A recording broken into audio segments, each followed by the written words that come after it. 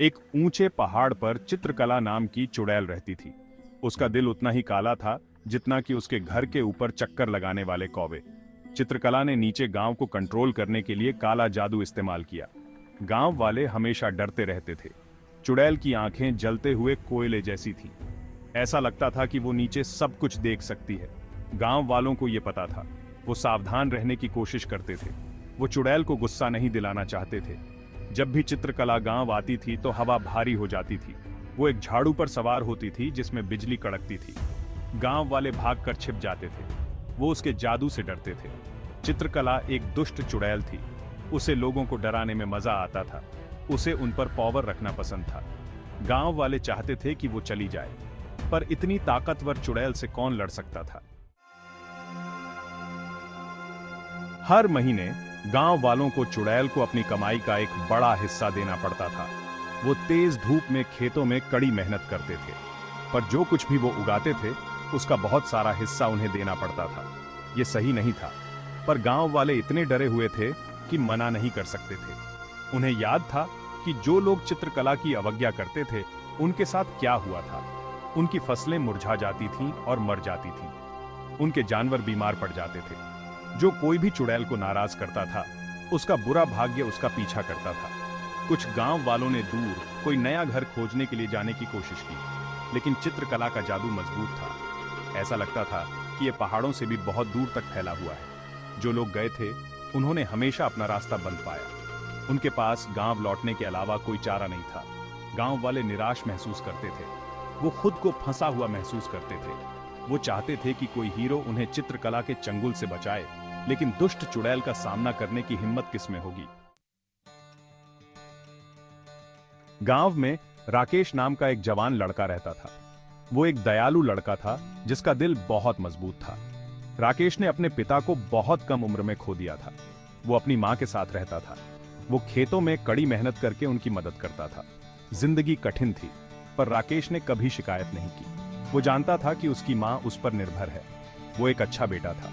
वो हमेशा अपना सबसे अच्छा करने की कोशिश करता था। जब वो थका हुआ होता था तब भी वो अपने चेहरे पर मुस्कान बनाए रखता था। राकेश भी एक होशियार लड़का था। वो हमेशा क्यूरियस रहता था। उसे नई चीजें सीखना पसंद था। वो गांव के बुजुर्गों को कहानियां सुनाते हुए घंटों बिताता था। उसने ब्रेवी, दयालुता और जो सही है उसके लिए लड़ने के महत्व के बारे में सीखा। राकेश दूसरे बच्चों से अलग था। वो सवाल पूछने से नहीं डरता था। वो जानना चाहता था कि चीजें जैसी हैं वैसी क्यों हैं, और वो एक बेहतर भविष्य के सपने देखने से नहीं डरता था। एक शाम जब राकेश खेतों से घर लौट रहा था तो उसने देखा कि गांव वाले गांव के चौराहे पर इकट्ठा हैं। वो चिंतित लग रहे थे। उसने उस तरह का भाव उनके चेहरे पर पहले भी कई बार देखा था। यह डर का भाव था। राकेश का दिल बैठ गया। वो जानता था कि इसका क्या मतलब है। चित्रकला फिर से गांव आ चुकी थी। वो उनके मेहनत की कमाई का खाना और पैसा ले चुकी थी। राकेश को गुस्सा आ गया।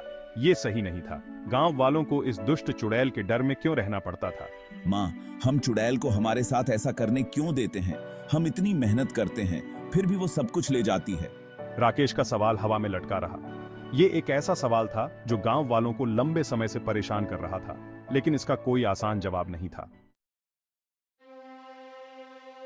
राकेश की मां ने गहरी सांस ली। वो जानती थी कि उसका बेटा सही कह रहा है, पर वो क्या कर सकते थे। चित्रकला बहुत ताकतवर थी। उसने अपने आंसू पोंछे और अपने बेटे की तरफ देखा।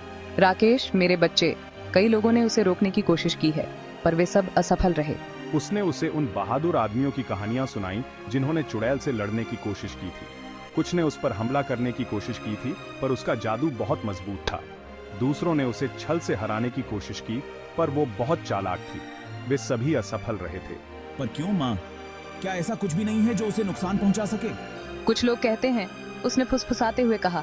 उसकी आवाज डर से भरी हुई थी कि चुड़ैल की जान एक रहस्य से बंधी है, पर कोई नहीं जानता कि वो रहस्य क्या है।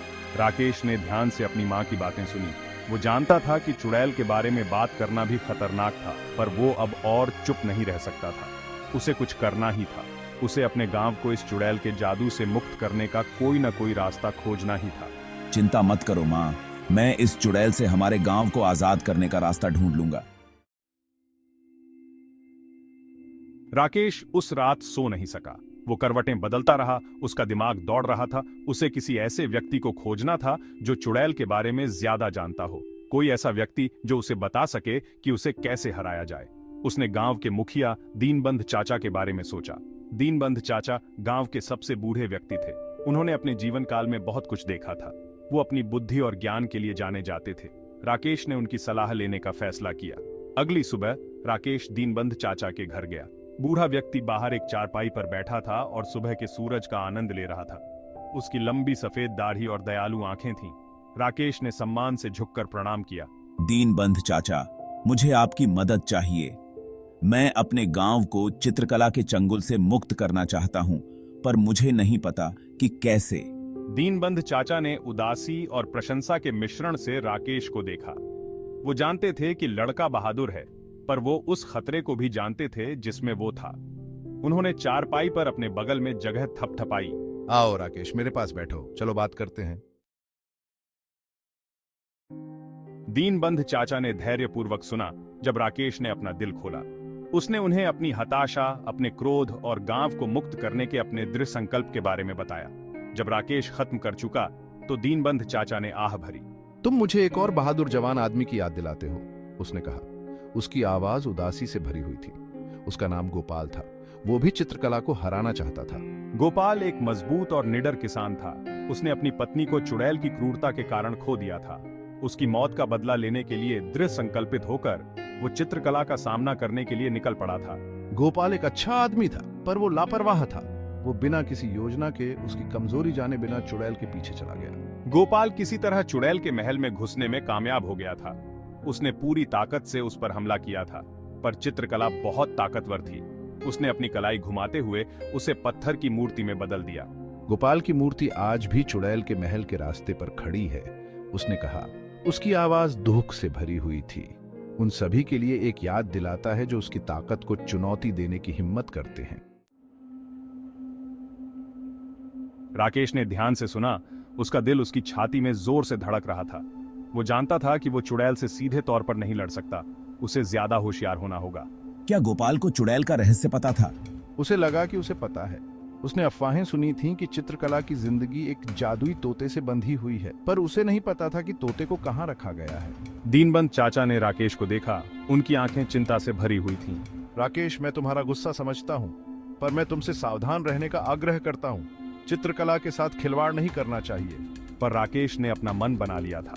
वो उस तोते को ढूंढेगा। वही होगा जो अपने गांव को चित्रकला के अत्याचार से मुक्त कराएगा। धन्यवाद दीनबंध चाचा, मुझे पता है कि मुझे क्या करना है। और इतना कहकर वो गोपाल की पत्थर की मूर्ति को खोजने के लिए निकल पड़ा। उसे उम्मीद थी कि यह उसे चुड़ैल के महल तक ले जाएगा। राकेश घंटों चला, पहाड़ के घुमावदार रास्ते का पीछा करते हुए। आखिरकार उसने उसे देख लिया। एक पत्थर की मूर्ति जो बिल्कुल दीनबंध चाचा द्वारा बताए गए गोपाल के विवरण जैसी दिखती थी। वो रास्ते में एक मोड़ पर खड़ा था, एक मूक प्रहरी की तरह। गोपाल की मूर्ति को देखकर राकेश के मन में डर और दृढ़ संकल्प का मिश्रण भर गया। वो खतरे को जानता था, वो चुड़ैल की शक्ति को जानता था, लेकिन वो पीछे नहीं हट सकता था। उसे उस तोते को खोजना ही था। उसने ध्यान से मूर्ति का अध्ययन किया। गोपाल का हाथ दाहिने रास्ते की ओर इशारा कर रहा था। राकेश ने एक गहरी सांस ली और उसका पीछा करने का फैसला किया। उसे उम्मीद थी कि यह उसे चुड़ैल के महल तक ले जाएगा। रास्ता बहुत ही जोखिम भरा था, कांटों और छिपे हुए गड्ढों से भरा हुआ। लेकिन राकेश आगे बढ़ता रहा। उसका संकल्प हर कदम के साथ मजबूत होता गया। वो डर को खुद को नहीं रोक सकता था। उसे बहादुर बनना था, अपनी मां के लिए, अपने गांव के लिए, गोपाल के लिए। जैसे ही सूरज डूबने लगा, राकेश ने उसे देखा। पहाड़ की चोटी पर स्थित एक अंधेरा भव्य किला, चुड़ैल का महल। वो जानता था कि वो करीब है, लेकिन वो यह भी जानता था कि असली चुनौती अब शुरू होने वाली थी। राकेश सावधानी से महल के पास पहुंचा। हवा अजीब सी ऊर्जा के साथ कड़क रही थी। वो चुड़ैल की आवाज सुन सकता था, जो एक अजीब ऊंचे स्वर में जाप कर रही थी। उसे अंदर जाने का रास्ता खोजना था। उसने देखा कि एक छोटी सी खिड़की थोड़ी सी खुली हुई है। यही मौका था। राकेश सावधानी से पास के एक पेड़ पर चढ़ा गया और एक गहरी सांस लेकर उस खिड़की से अंदर घुस गया। महल अंधेरा और भयानक था। हर कोने से मकड़ी के जाले लटके हुए थे और हवा में अजीब जड़ी बूटियों और औषधि की गंध थी। राकेश चुपचाप आगे बढ़ा। उसका दिल उसकी छाती में जोर से धड़क रहा था। उसने हर कमरे की तलाशी ली। उसकी निगाहें तोते के किसी भी निशान के लिए चारों ओर देख रही थी। अंत में वो पिंजरों से भरे एक कमरे में ठोकर मार गया और बीच में एक सुनहरे स्टैंड पर बैठे हुए एक ऐसा तोता था जो किसी अन्य के विपरीत था। उसके पंख इंद्रधनुष के सभी रंगों से झिलमिलाते थे। राकेश जानता था कि ये कोई साधारण पक्षी नहीं है। यही चित्रकला की शक्ति को तोड़ने की कुंजी थी। उसे जल्दी से काम करना था। उसने अपने बैग से एक मोटा कपड़ा लिया और कांपते हाथों से सावधानी से तोते के पिंजरे के पास पहुंचा। जब राकेश पास आया तो तोता जोर से चिल्लाया। ऐसा लग रहा था कि उसे खतरे का आभास हो गया है, लेकिन राकेश ज्यादा तेज था। उसने जल्दी से पिंजरे को कपड़े से ढक दिया, जिससे पक्षी की चीखें बंद हो गईं। जैसे ही उसने ऐसा किया, उसने पूरे महल में एक भयानक चीख गूंजते हुए सुनी। चित्रकला को पता चल गया था। राकेश का दिल उसकी छाती में जोर से धड़क रहा था। उसे वहां से निकलना था। वो महल से भाग निकला। उसके फेफड़े जल रहे थे। चुड़ैल की गुस्से वाली चीखें उसका पीछा कर रही थीं। वो मुग्ध वस्तुओं को चकमा देकर भागा और गरजते हुए जानवरों के पीछे भागा। उसका बचना किसी चमत्कार से कम नहीं था। जैसे ही वो महल से बाहर निकला और रात की हवा में आया, उसने एक बहरा कर देने वाली दहाड़ सुनी। उसके पैरों के नीचे जमीन कांप गई। उसने पीछे मुड़कर देखा तो देखा कि महल आग की लपटों में घिरा हुआ है। चुड़ैल की चीखें हमेशा के लिए शांत हो गई हैं। राकेश ने कर दिखाया था। उसने अपने गांव को चित्रकला के अत्याचार से मुक्त करा लिया था। वो एक हीरो बनकर गांव लौटा, जहां उसका स्वागत खुशी के आंसुओं और जयकारों के साथ हुआ। गांव वाले आखिरकार आजाद हो गए थे। और इस तरह चुड़ैल को हराने वाले जवान लड़के राकेश की कहानी पीढ़ी दर पीढ़ी चली आ रही है, जो साहस, दयालुता और इस विश्वास का प्रमाण है कि हम में से सबसे छोटा व्यक्ति भी बदलाव ला सकता है।